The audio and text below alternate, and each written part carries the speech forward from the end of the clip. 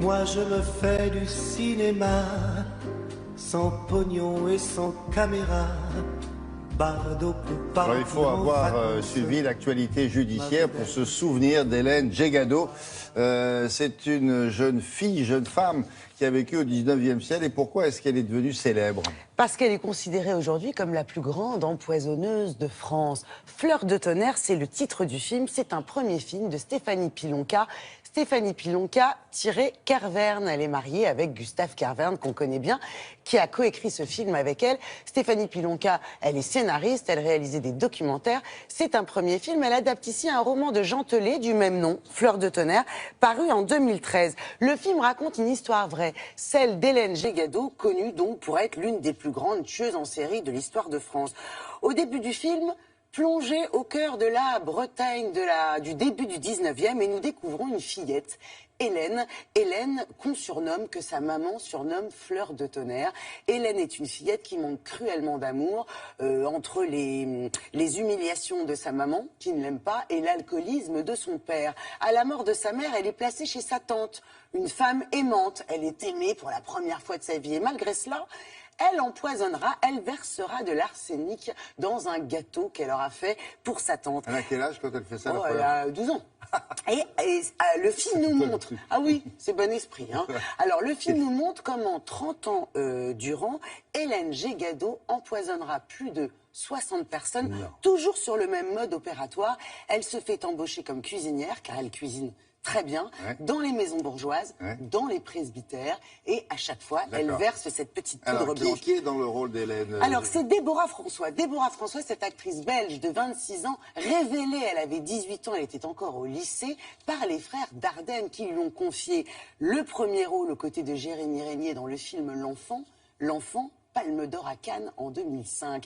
Donc c'est un film saisissant, assez dérangeant quand même, qui nous montre comment le manque d'amour peut faire des ravages, puisque c'est quand même l'histoire d'une petite fille en souffrance. Elle a été jugée Alors, elle a été jugée et guillotinée à Rennes en 1852, parce que sa dernière victime, il y a eu une autopsie et le médecin a vu des traces d'arsenic. Il faut dire qu'à l'époque, le choléra en Bretagne faisait des ravages, donc on ne se doutait pas que ça pouvait être elle. Nous avons rencontré Déborah François.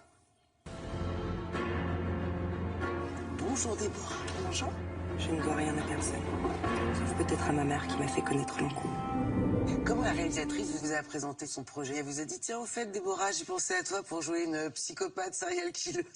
Je trouve que tu vas tirer bien dans le rôle. J'avais une empoisonneuse à faire, je me suis dit, j'ai tout de suite pensé à toi. Écoutez, en tout cas, voilà. Mais donc, comment vous avez réagi au début? C'était passionnant, au contraire. On vous propose, en tant que comédienne, de jouer une psychopathe. En tout cas, une femme brisée. Quelqu'un qui n'a pas accès à la résilience, en fait. Donc, il y a quelque chose d'assez fascinant là-dedans, même si c'est évidemment la fascination du pire, la fascination du mal. Et puis, pour moi, le fait qu'on voit son enfance aussi dans le film, c'était quelque chose d'important. Je me suis dit, non mais ce rôle-là, je peux pas le laisser à quelqu'un d'autre en fait. J'ai faim, maman. Bien fait pour toi. T'avais qu'à rentrer plus tôt.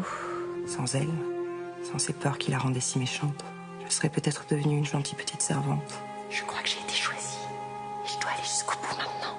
Ce qui est fou, c'est qu'elle a tué pendant 30 ans sans jamais être prise. C'est comme tous les gens qui ont une certaine folie, on voit pas forcément sur leur visage qu'ils sont fous. On n'imaginait pas que ce soit elle qui empoisonne, on imaginait qu'elle jetait des sorts, ou qu'elle avait le mauvais œil, ou on imaginait que le choléra était de retour en Bretagne. Je vais lui venir en aide. Faites en sorte qu'Hélène collabore avec moi. Sinon, je n'aurai d'autre choix que d'évoquer dans mon rapport une éventuelle complicité entre vous et votre cuisinière. Elle qui n'a jamais aimé personne, à part peut-être si un homme. On sait qu'elle a tué sa femme et on sait qu'il y a eu énormément de rumeurs à ce moment-là. C'est la personne chez laquelle elle est restée le plus longtemps et elle ne l'a pas tuée. En général, les empoisonneuses, elles empoisonnent leur famille, leur mari. Elles règlent leur compte.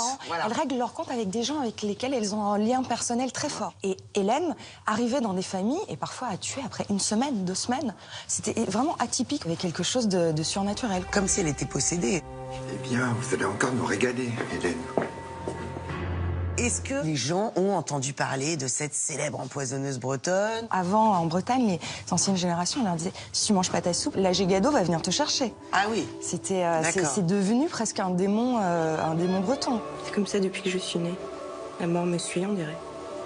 Stéphanie Pilonka, c'est son premier long métrage. Vous la connaissiez? Elle a fait des documentaires. Plusieurs documentaires sur sa sœur, qui est religieuse dans un couvent en Israël.